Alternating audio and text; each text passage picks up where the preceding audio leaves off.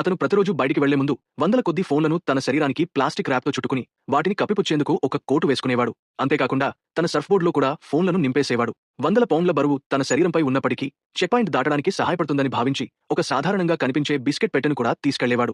ఇది అతని మొదటి స్మగ్లింగ్ కావడంతో జిమ్మీ చాలా ఆందోళనగా ఉన్నాడు. సరిహద్దు అధికారి వెంటనే ఏదో అనుమానాస్పదంగా ఉందని గుర్తించి వాహనంలో ఉన్న వస్తువులను తనిఖీ చేయాలని డిమాండ్ చేశాడు. పట్టుబడబోతున్న సమయంలో జిమ్మీ త్వరగా బిస్కెట్ పెట్టెను తెరిచి కారులో ఉన్నవన్నీ బిస్కెట్లేనని చెప్పాడు. తర్వాత అతను డబ్బుతో నింపిన సిగరెట్ కేసును అధికారికి అందించాడు. లంచం తీసుకున్న అధికారి ఇకపై ఎలాంటి ఇబ్బంది లేకుండా జిమ్మీని వెళ్లనిచ్చాడు. సరిహద్దు దాటి గమ్యస్థానానికి చేరుకున్న తర్వాత అతని భాగస్వామి జిమ్మీని కలవడానికి వచ్చాడు. ఆశ్చర్యకరంగా జిమ్మీ తన శరీరంపై తీసుకువచ్చిన వాటితో పాటు కారులోని సీట్ల వెనుక భాగాలు కూడా ఫోన్లతో నింపబడ్డాయి. అతని భాగస్వామి మొత్తం 1000కి పైగా ఫోన్లను బయటకు తీశాడు. ఇవన్నీ అమ్మితే వారికి $10 లక్షల లాభం వచ్చేది. అయితే అతని భాగస్వామి ఎక్కువగా పట్టించుకున్నది ఆ బిస్కెట్ పెట్టె గురించే.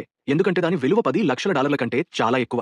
అతను నైపుణ్యంగా శాండ్విచ్ బిస్కెట్లలోని చాక్లెట్ను తీసి వేడి నీటిలో కరిగించాడు. వాటి లోపల అసలైన అమూల్యమైన బంగారు గుళికలు దాచబడ్డాయి. ఇది జిమ్మీకి ఇంత విలువైన బంగారాన్ని తరలించడం మొదటిసారి. సాధారణంగా అతను పర్వతాల్లో లోతుగా ఉన్న మాదకద్రవ్య వ్యాపారులకు రోజువారీ సరుకులు సరఫరా చేసేవాడు. ప్రభుత్వ సైనిక చర్యల వల్ల పర్వతాల్లో గసగసాల సాగు చేసే వ్యాపారులు బయటకు రావడానికి వీలు లేకపోయింది. అందువల్ల వారి వద్ద డబ్బు ఎక్కువగా ఉన్నప్పటికీ ఖర్చు చేసే మార్గం లేకపోయింది. అలా జిమ్మీ వంటి వారు ఉద్భవించారు, వారికి అవసరమైన సరుకులు సరఫరా చేయడానికి. కానీ ధరలు చాలా ఎక్కువగా ఉండేవి. $10 విలువైన చెవక వైన్ సీసాను వారికి ఒక $100లకు అమ్మేవారు.